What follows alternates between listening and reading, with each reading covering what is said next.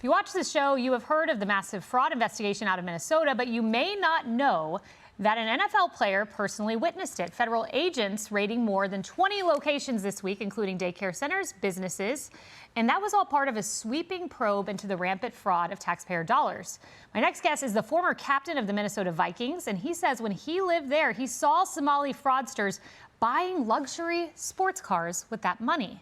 Jack Brewer joins me now. Jack, honor to have you. My family loves you, so great to sit across from you. You saw in 2002 these individuals buying luxury cars? Well, I didn't see them in 2002. I saw them later, but I got there almost 30 years ago. Kayleigh, I went to college, University of Minnesota, and you saw an influx of Somali population.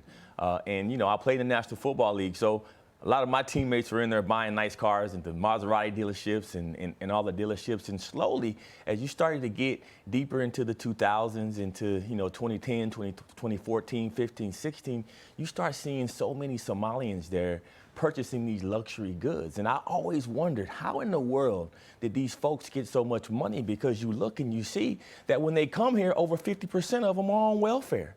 You know, they're not working, and if you go and look at the communities, I mean, literally full of Section 8 housing units, the housing units there, full of Somalians. And so they weren't necessarily doing well in the economy, so you would always wonder, how do they get so much money? They're at the malls, they're shopping, we got Louis Vuitton stores, and they're buying them. I'm a pro athlete, so, that was a different story. I was used to seeing that, but you didn't expect, Somali immigrants who were supposedly coming here to flee their country doing that well. And so I always question that. And, if you start to look, and then it started to all make sense. A lot of people want to use race and color and things, all of these different things. But when you start to look at populations, people need to come here to work.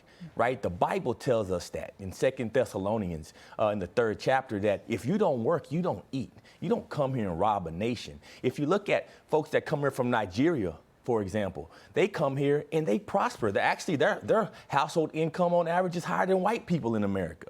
They're making over $85,000 per household. You look at Ghanaians that come over here from Ghana, amazing country of Ghana. They come here, they make over $80,000 per household, more than the normal standard American that's been here for decades. And so this is not about race. This is about culture of people, a country that has come over here and they've worked with people in America. These liberals in America have taught them how to steal from the U.S. government. And that's what's happening before our eyes. They're a part of the political process. They're taking the money that they steal from the government and they're donating it to these liberal woke politicians in the state of Minnesota, and it needs to stop. And your wife's family immigrated from the Middle East. And I love that you say this steals from poor people. And that whistleblower report I covered earlier, they're saying that families who dropped their kids off at these child care centers taking in more than $1 million, their children were not fed.